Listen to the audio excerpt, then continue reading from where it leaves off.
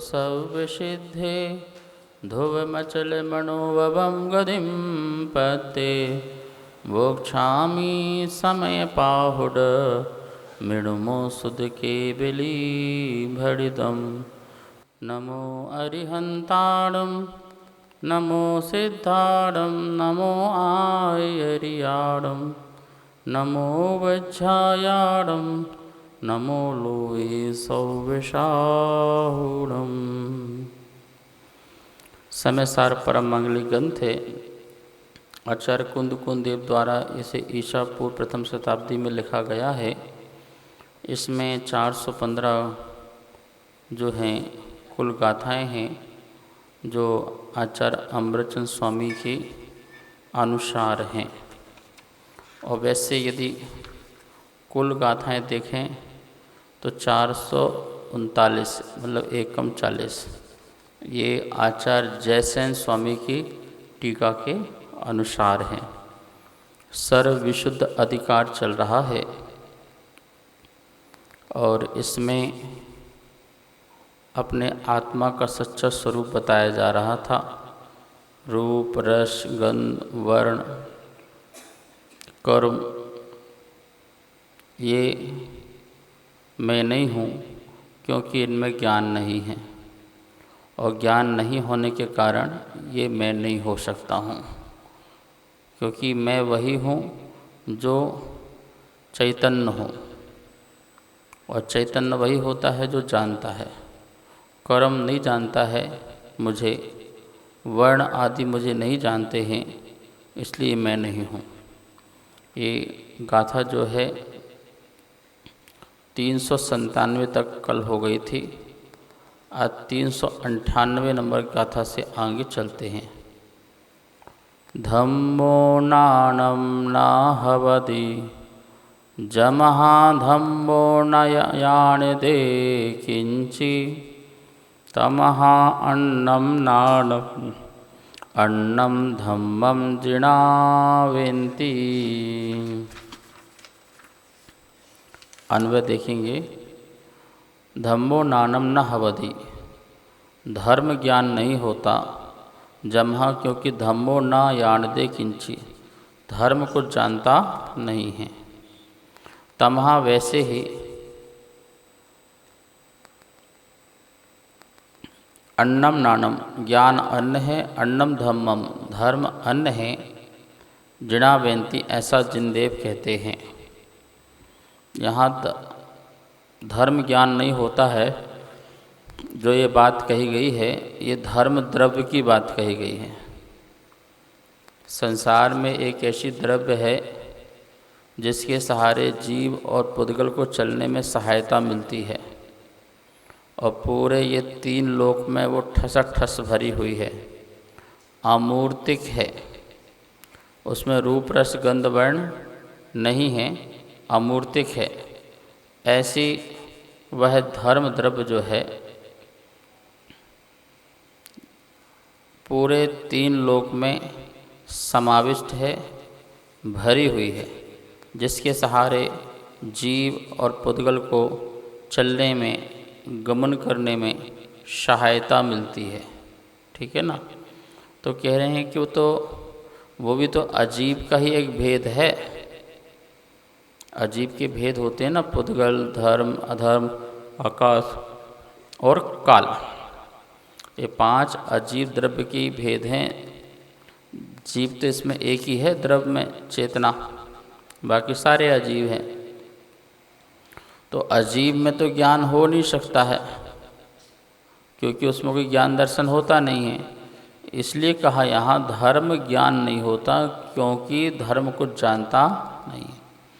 धर्म द्रव्य ये थोड़ी जानता है कि तुम यहाँ से निकल रहे हो तो मैं तुम्हें चलने में सहायता बनूँ। कोई वस्तु यहाँ से जा रही है, मोटर गाड़ी, तो उसको मैं ले जाने में निमित्त बनूँ, कारण बनूँ और मैं इसको लेके जाऊँगा, छोड़ के आऊँगा। ऐसा कोई काम धर्म द्रव्य के द्वारा नहीं होता है। और मैं इसको ले जाऊँगा, इसको नहीं ले जाऊँगा, ऐसा राग द्वेष भी नहीं होता है। चूँकि न राग है, न द्वेष है, न मोह है, न ज्ञान है, चूँकि अचेतन है। ये सारे विकार चेतन के हैं। राग द्वेष मोह आदि ये आत्मा के जो विकारी परिणाम हैं, विभाव हैं, वो आत्मा के हैं।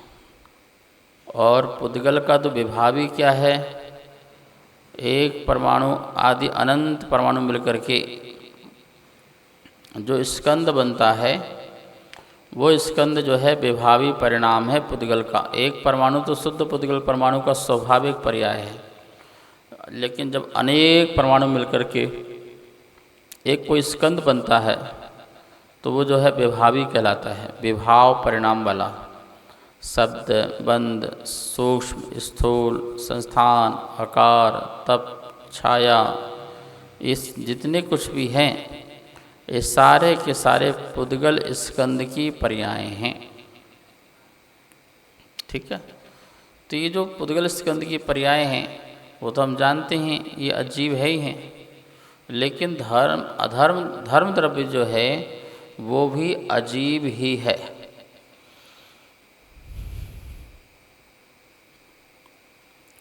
क्योंकि वो भी जानता नहीं है। संसार में अनंत अनंत जीव हैं, लेकिन उन अनंत अनंत जीवों को एक को भी नहीं जानता है, क्योंकि जानने की शक्ति उसमें नहीं। तो इसलिए ज्ञान अन्न है और धर्म अन्न है। तेरा जीवन, तेरी आत्मा जो है वो धर्म द्रव्य से नहीं है। धर्म द्रव्य होगा तो आत्मा जीवंत रहेगी, ऐसा नहीं। यद्यपि जहाँ जहाँ धर्म द्रव्य है वहाँ वहाँ जीव भी पाए जाते हैं, और जहाँ जहाँ जीव है वहाँ वहाँ धर्म द्रव्य भी पाया जाता है। ठीक है ना, तो इसमें कोई बाधा नहीं है। लेकिन जीव धर्म द्रव्य नहीं हो सकता और धर्म द्रव्य जीव नहीं हो सकता। तो आप तो कहते हैं धर्म करो, धर्म सीखो, धर्म पढ़ो, धर्म में रहो। तो हम जो धर्म की बात कह रहे हैं वो आत्मा के गुणों के विकास वाले धर्म की बात कह रहे हैं। और यहाँ पर जो धर्म की बात हो रही है वो धर्म जो है एक ऐसी अमूर्तिक पदार्थ जिसके कारण संसार में जितने भी पुद्गल हैं और जितने भी जीव हैं उन सब को चलने में वो सहायक बनता है। एक उस अमूर्तिक धर्म द्रव्य की बात चल रही है। ठीक है, तो इसका नाम धर्म द्रव्य क्यों दिया? फिर और कुछ देते तो धर्म का मतलब होता गतिमान, गतिमान प्रभाव, बहने वाला, वो धर्म। अधर्म क्या होता है? ठहरा हुआ। अरे भैया ये अधर्मी है, कुछ करता नहीं है, इसका मतलब ठहरा हुआ है, ये कुछ भी धर्म नहीं करता है, ये जो है स्थिर है, इसलिए उसे अधर्म। और जो अस्थिर है, जो गतिमान है, उसका नाम धर्म है। तो यहाँ पर जीव और पुद्गल को चलने में सहायक है, गतिमान पुद्गल और जीव को, इसलिए धर्म द्रव्य बोला। और जो जीव और पुद्गल को स्थिर रहने में, ठहरने में सहायक है, उसे अधर्म द्रव्य कहा। इसलिए यहाँ पर इन दोनों के ये नाम सार्थक हैं।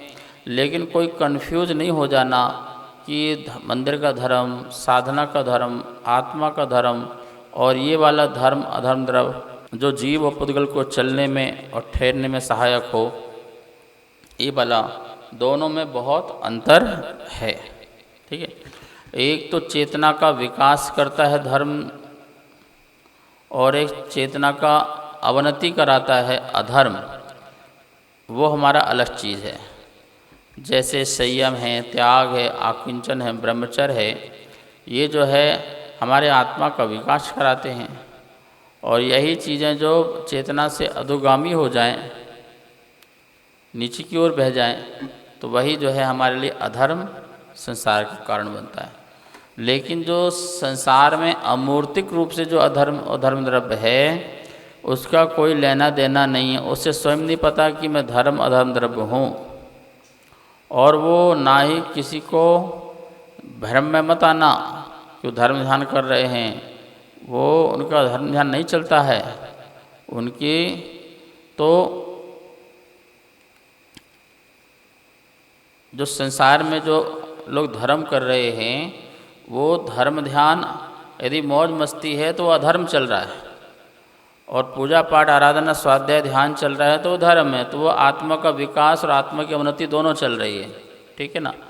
लेकिन जो जीव और पुद्गल को चलने में सहायक देता है वो धर्म और वो अधर्म द्रव्य एक नाम का धर्म अधर्म नाम है, लेकिन उसका कार्य अलग है। अब बता रहे हैं अधर्म द्रव्य।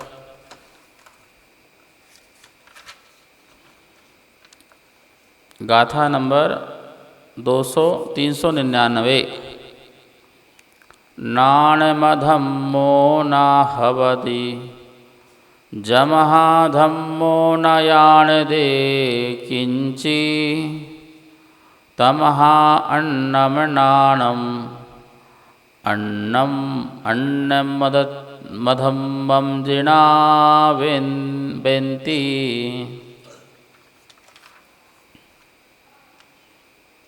अधर्म ज्ञान नहीं होता जमहा, क्योंकि अधम्मो न याणदे किंची, अधर्म को जानता नहीं है। तमहा वैसी अन्नम नाणम, जो ज्ञान अन्न है, अन्नम अधम्मम अधर्म अन्न है, जिणा बेनती ऐसा जिनदेव कहते हैं। जैसे हमने आपको धर्म द्रव्य समझाया है ऐसे ही आप अधर्म द्रव्य भी लगा लीजिए। जो जीव को ठहरने में, पुद्गल को ठहरने में सहयोगी बनता है उसे अधर्म द्रव्य कहते हैं, ठीक है। और वही अधर्म द्रव्य जो है ज्ञान शून्य होता है। कैसा होता है? ज्ञान शून्य होता है, उसमें ज्ञान नहीं होता है, ज्ञान तो आत्मा में होता है। इसलिए अधर्म द्रव्य और जो ज्ञान है वो दोनों कैसे हैं? अलग हैं, भिन्न हैं, ऐसा जिनदेव ने कहा है। अब काल द्रव्य का देखिए।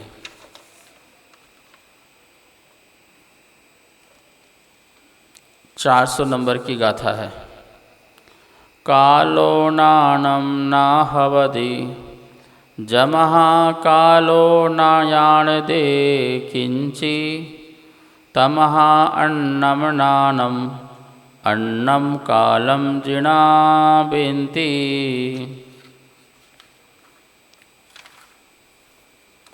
कालो नाणम न हवति, काल ज्ञान नहीं होता।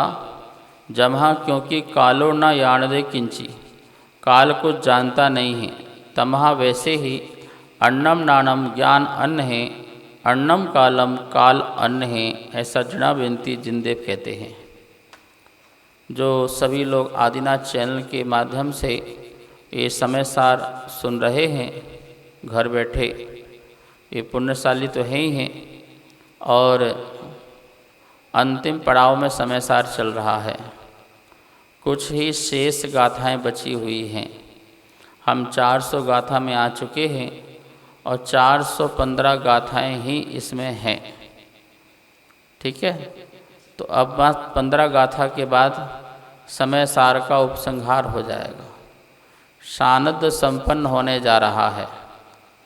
तो आप लोग जो हैं इसे बार बार सुनेंगे तो निश्चित ही आपको लाभ मिलेगा।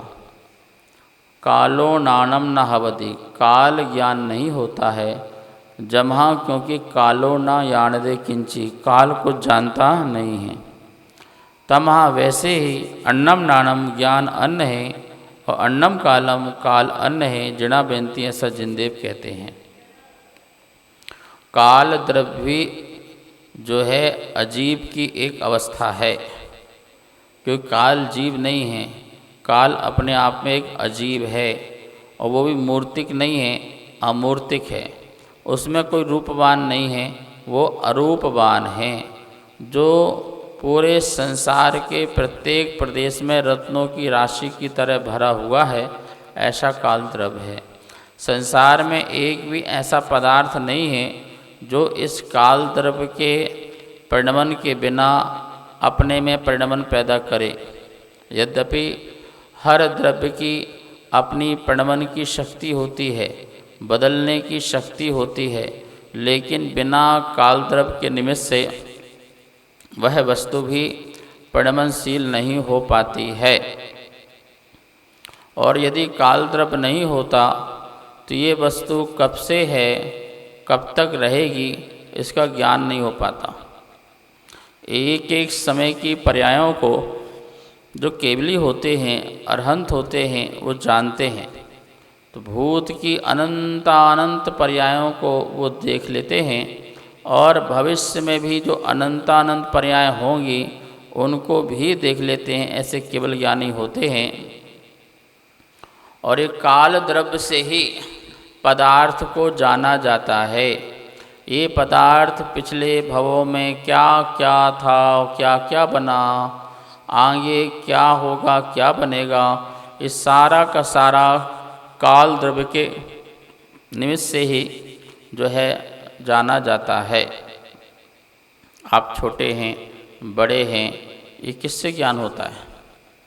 ये भी ज्ञान काल द्रव्य से होता है। घड़ी घंटा कितने बज गए, कितने घंटे हो गए, ये भी व्यवहार काल से जाना जाता है। और निश्चय काल प्रति समय वस्तु में होने वाला एक एक समय की जो पर्याय है वो निश्चय काल कहलाता है। और बहुत सारे कालों को मिलाकर के जो काल चले गए हैं, जो हैं अथवा जो आने वाले हैं, उन समस्त कालों का जो ज्ञान देता है वो सब व्यवहार काल कहलाता है। वो सब व्यवहार काल है। तो कह रहे हैं भैया काल जो है वो स्वयं नहीं जानता कि मैं काल द्रव्य हूँ, क्योंकि वो अमूर्तिक है और ज्ञान शून्य है, उसमें कोई ज्ञान नहीं है।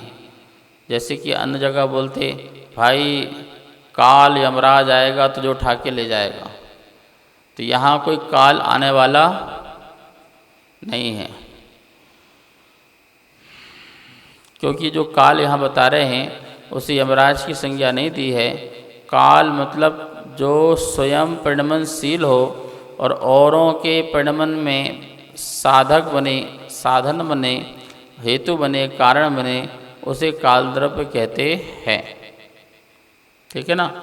वो तो स्वयं परिणमनशील हो ही रहा है, लेकिन उसके निमित्त से हर द्रव्य परिणमनशील हो रहे हैं। जीव में परिणमन, पुद्गल में परिणमन, धर्म अधर्म में परिणमन, आकाश में, इस प्रकार से 6 द्रव्यों में जो परिणमन हो रहा है प्रति समय, वह किसके कारण हो रहा है? काल द्रव्य के कारण हो रहा है। जो ये काल द्रव्य है कैसा है? चेतना रहित है, शून्य है। इसलिए ज्ञान तो आत्मा में होता है और इसमें काल द्रव्य नहीं होता है। इस कारण काल द्रव्य अलग है और ज्ञान अलग है, चेतना अलग है और ज्ञान अलग है। ये क्या कराना क्या चाह रहे हैं? जो हमारी मिथ्या की वो अनंत धारणाएं बनी हुई हैं, वो कभी कभी घास फूस की तरह ऊपर आ जाती हैं। कोई व्यक्ति भी घास फूस का आज लेके पुरुषार्थ नहीं करता है। खेती बाड़ी करते हो तो अच्छी फसल के लिए खेती करते हो, लक्ष्य वही है, इसलिए पूरा टारगेट अपन ध्यान रखते हैं। लेकिन फिर भी खेती बाड़ी में पेड़ पौधे लाने के लिए लोग कितने प्रकार की जो है वो करते हैं। ठीक है ना? तो काल द्रव्य का यदि परिणमन न हो तो किसी भी द्रव्य का परिणमन होना संभव नहीं है। तो वो काल द्रव्य का परिणमन होता है तो हर द्रव्य का परिणमन स्वमेव होता है। लेकिन ये निश्चित मान के रखना, हर द्रव्य का परिणमन अपनी निशक्ति से होता है, अपनी उपादान शक्ति से होता है, किसी और से नहीं होता। अब जब छोटा बालक बढ़ रहा है तो अपनी शक्ति से बढ़ रहा है, लेकिन काल द्रव्य ना हो तो पता नहीं चलेगा कितने साल का हो गया, कितने वर्ष का हो गया, कितने टाइम हो गए। ऐसे पेड़ पौधे भी अपने अनुसार वो बढ़ रहे हैं अपनी शक्ति से, लेकिन काल द्रव्य ना हो तो पता नहीं चलेगा कितने वर्ष पुराना है, कितना साल का हो गया। तो व्यवहार काल और निश्चय काल लेकिन इस काल द्रव्य में कोई किसी प्रकार का ज्ञान नहीं है। तो जो अन्य धर्म बोलते काल आएगा और तुझे लेके जाएगा, बेटा बच के रहना, वो तुझे कभी भी उठा करके ले जाएगा, तो वो कौन से काल द्रव्य की बात कर, वो तो आयु कर्म है। क्या है वो तो आयु कर्म है। लेकिन कोई ऐसा काल, यमराज, यमदूत ऐसा कोई होगा और आएगा, आओ मैं तुम्हें लेके जा रहा हूँ, तो भैया संसार में ऐसी कोई व्यवस्था नहीं है। जो लोग ऐसे बोलते हैं ये उनकी अपने मत है और अपना उनका भ्रम है, या उनकी अपनी काल्पनिक बातें हैं। जैन धर्म इस बात को नहीं स्वीकार करता है। जैन धर्म तो ये बोलता है हम काल द्रव्य को स्वीकार करते हैं, लेकिन काल द्रव्य अचेतन होने के कारण वो हमें लेने आएगा, हमें उठाने आएगा, हमारी आयु घटाएगा, ऐसा कुछ भी नहीं है। इसलिए काल द्रव्य ज्ञान शून्य होने से काल द्रव्य अलग है और आत्मा अलग है।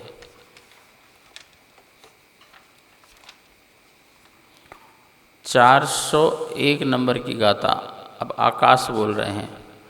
आयासम पीननानम जमहायासम न यानते किंचि तमहायासम अन्नम अन्नम नानम जिनाबेन्ति। यहाँ बार बार याणदे शब्द आ रहा है, जानता है, तो वैसे तो जाणदे शब्द होना चाहिए, क्योंकि प्राकृत में सौरसेनी प्राकृत में सर्वत्र या को जा होता है। जहाँ जहाँ भी या है उसे जा होता है, चाहे वो या आदि में हो, मध्य में हो या अंत में हो, वो सब जगह जा होता है। अन्य प्राकृत में जैसे अर्धमागधी आदि है, ऐसे अन्य प्राकृत में सर्वत्र या का जा नहीं होता है। ठीक है। और अभी भी अपन जो है बोलचाल की भाषा हिंदी में भी कई स्थानों में या को जा ही बोलते हैं। हरियाणा में बोलते हैं जे बात, और इस तरह बोलेंगे ये बात, तो या को क्या बोलते हैं? जा।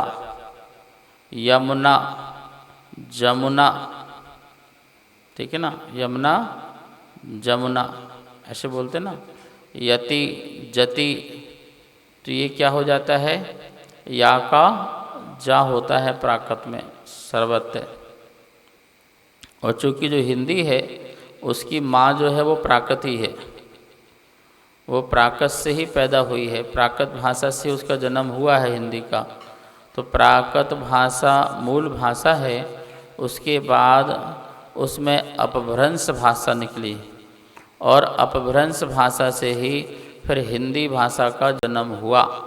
तो इसलिए यहाँ पर सारी गाथों में जो याणदे याणदे शब्द आ रहा है, चूँकि कुंदकुंद आचार्य की शैली जो रही वो शोर सैनी रही, शोर सैनी भाषा रही, इसलिए यहाँ पर याणदे शब्द की जाणदे शब्द होना चाहिए, जानना। आयासम पीननानम, आकाश भी ज्ञान नहीं है। जमहा, क्योंकि आयासम न याणदे किंची, आकाश को जानता नहीं है। तमहा, वैसे ही आयासम अन्नम, आकाश अन्न है, अन्नम नानम, ज्ञान अन्न है, जिणाबेन्ति, ऐसा जिनदेव कहते हैं। तो पहली बात तो हमें आकाश है क्या, जिसमें रूप रस गंध वर्ण आदि नहीं होते हैं, वो आकाश होता है। हम बादलों में सिर ऊपर करके देखते हैं ये आकाश है, तो यही आकाश है ऐसा नहीं है। पूरे 3 लोक में आकाश है, अखंड रूप से आकाश है। लोकाकाश के अंदर जो आकाश होता है उसे लोकाकाश कहते हैं, और लोकाकाश के बाहर जो आकाश होता है उसे अलोकाकाश कहते हैं। ठीक है ना। ये दोनों ही आकाश अलग अलग नहीं, तीन लोक के रचना के कारण उतने में पाए जाने वाले आकाश को लोकाकाश कहा है। देखा जाए तो आकाश कैसा है? अखंड है, चाहे लोकाकाश में हो चाहे लोकाकाश के बाहर हो, वो पूरा का पूरा अखंड लोकाकाश है। और रूप नहीं है, रस नहीं है, गंध नहीं है, वर्ण नहीं है। आप जहाँ बैठे हैं, हम जहाँ बैठे हैं, वो भी आकाश है। ये मंदिर है, वो भी मंदिर जो भी है वो भी आकाश में है। संसार की प्रत्येक वस्तु और प्रत्येक जीव ये सभी आकाश द्रव्य में रहते हैं। इसलिए आकाश द्रव्य की परिभाषा बनाते हैं, जो सभी द्रव्यों को रहने में स्थान देता है उसे आकाश द्रव्य जानना चाहिए। और उसका काम स्थान देना है और तुम्हारा काम रहना है। लेकिन ये स्थान देना है, वो स्थान देना है, यहाँ नहीं देना, वहाँ देना, ये कोई आकाश द्रव्य का काम नहीं है। वो तो तुम ही इस पर्याय से उस पर्याय में जाते हो और एक आकाश से दूसरे आकाश स्थान पर जाते हो। जैसे अभी यहाँ पर नरक चले जाओगे, वहाँ भी आकाश है। वहाँ से निकल के आओगे तिरंचन होगे, वहाँ भी आकाश है। वहाँ से देव पर्याय में गए तो वहाँ भी आकाश है। तो आकाश तो पूरे ब्रह्मांड में, लेकिन कैसा है? ज्ञान शून्य है, चेतना रहित है। इसलिए आकाश ज्ञान नहीं है, क्योंकि उसमें ज्ञान नहीं होता है। अतः आत्मा का ज्ञान और चेतना, आकाश और चेतना दोनों ही कैसे हैं? अन्न अन्न हैं, अलग अलग हैं, ऐसा हमें जानना चाहिए। ठीक है ना? तो इन गाथाओं के माध्यम से जो है हमने रूप रस गंध वर्ण शब्द स्पर्श ये अन्न है, आत्मज्ञान अन्न है। धर्म अधर्म आकाश और काल ये भी अन्न है। तो मतलब कि पुद्गल धर्म अधर्म आकाश और काल ये पांचों द्रव्यों का यहाँ पर वर्णन किया गया।